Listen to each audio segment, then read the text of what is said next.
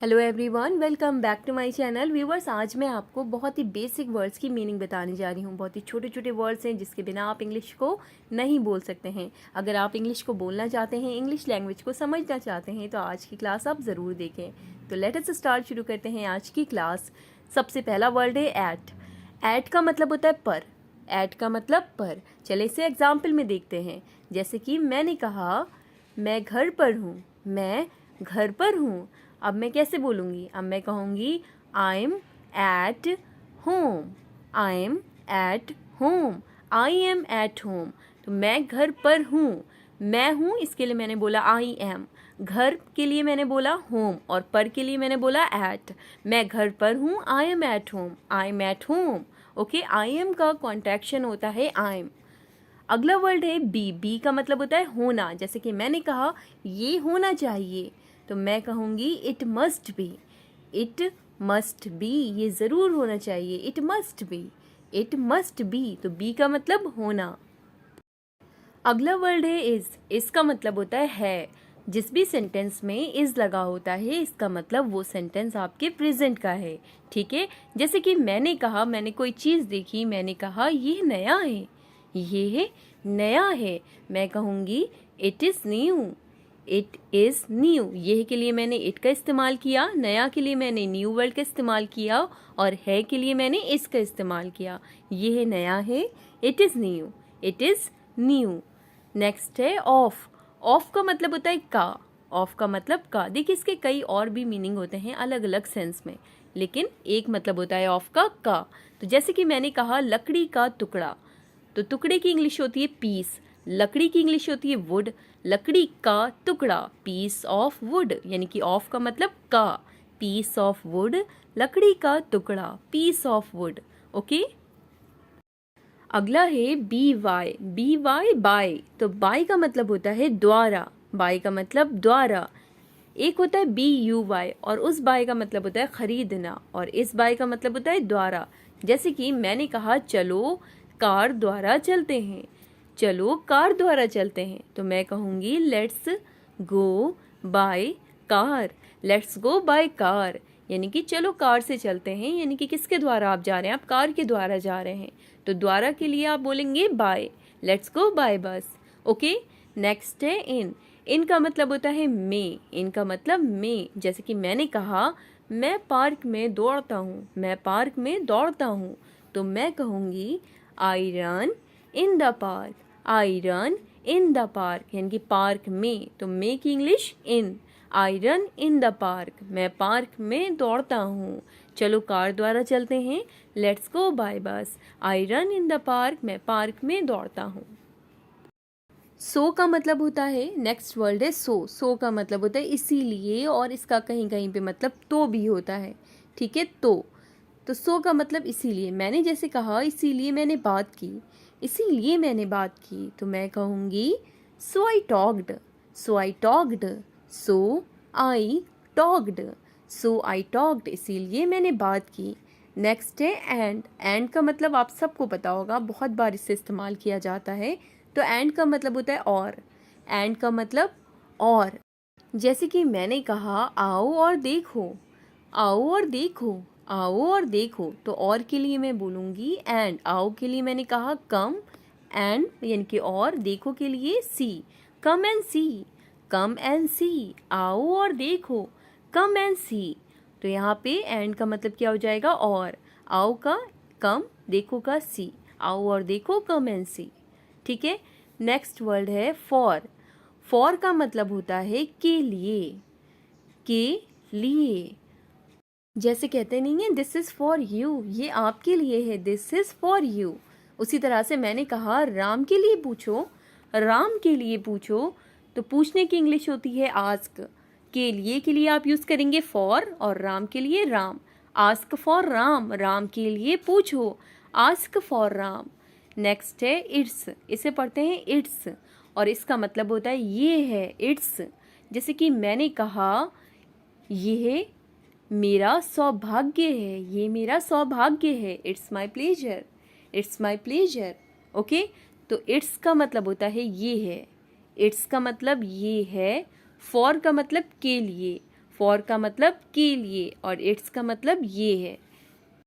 अगला जो वर्ड है वो है टू, TOO वाला, ठीक है। और TOO इसको पढ़ते हैं टू और इसका मतलब होता है भी और बहुत, यानी कि कहीं कहीं पर इसका मतलब भी होता है और कहीं कहीं पर इसका जो मतलब होता है यानी कि इसका जो सेंस आता है वो आता है बहुत के।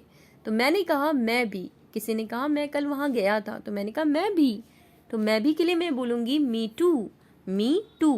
तो यहाँ पे टू का मतलब आ रहा है भी।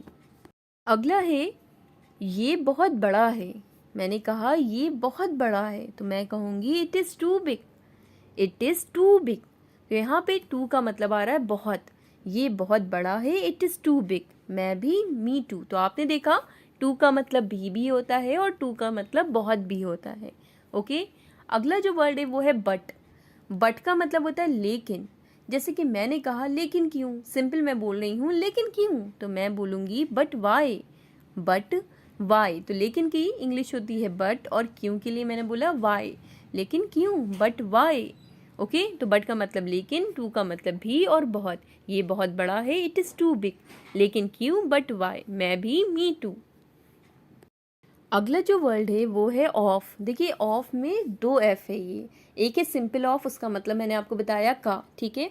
और अगर डबल एफ है तो इसका मतलब होता है बंद, बंद। ऑफ का मतलब बंद, जैसे कि मैंने कहा इससे बंद करें, इससे बंद करें, तो मैं बोलूँगी turn it of, turn it of. और यहाँ पर इस ऑफ का मतलब होता है बंद, ठीक है।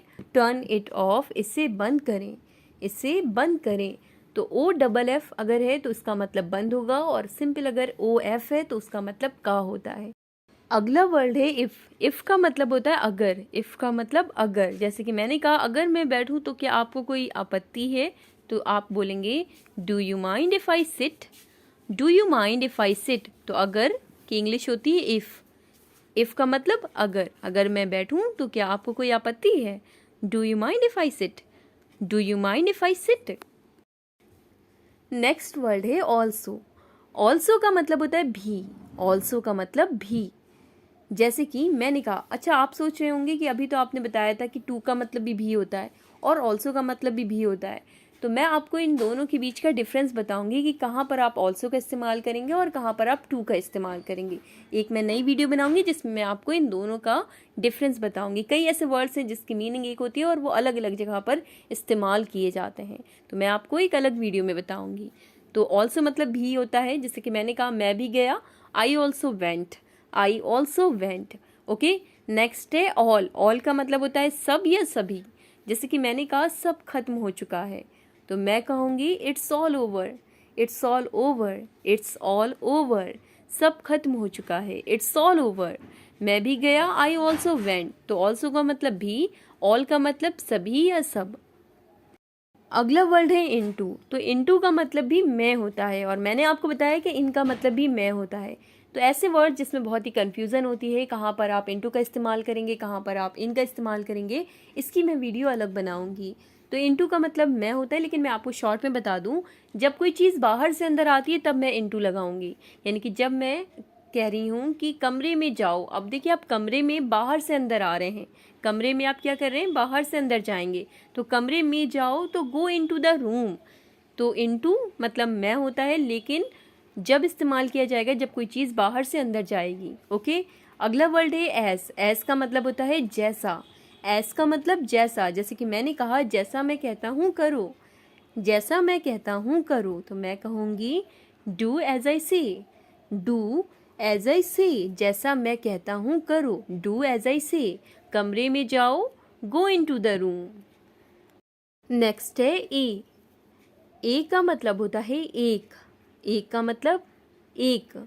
जैसे कि मैंने कहा यह एक किताब है, ठीक है, यह एक किताब है। सिंपल, बहुत ही इजी मैंने लिया है सेंटेंस, यह एक किताब है, ताकि आपको समझ में आए। तो मैं कहूँगी दिस इज़ अ बुक। तो यहाँ पे देखिए मैंने ए लगाया क्योंकि यहाँ पे कहा मैंने ये एक किताब है, तो एक के लिए मैंने कहा ए का इस्तेमाल किया। दिस इज़ अ बुक, और इसे पढ़ते क्या, आ पढ़ते हैं, this is a book, this is a book. अगर मुझे कहना है ये किताब है तो मैं कहूँगी दिस इज़ बुक। लेकिन मैंने कहा ये एक किताब है, तो एक के लिए मैंने यहाँ पे एक इस्तेमाल किया, this is a book. Okay, अगला है एम।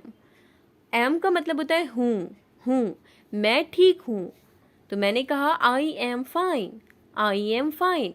और आई एम का जो कॉन्ट्रैक्शन होता है वो होता है आइम। ठीक है, आई एम फाइन, मैं ठीक हूँ, मैं ठीक हूँ। नेक्स्ट है वॉज का मतलब था, क्या मैं गलत था, वॉज आई रॉन्ग, क्या मैं गलत था, वॉज आई रॉन्ग। तो आज की क्लास में बस इतना ही। वीडियो अच्छी लगे लाइक करें, शेयर करें, सब्सक्राइब करें। Thanks for watching. मिलते हैं आपसे नेक्स्ट क्लास में।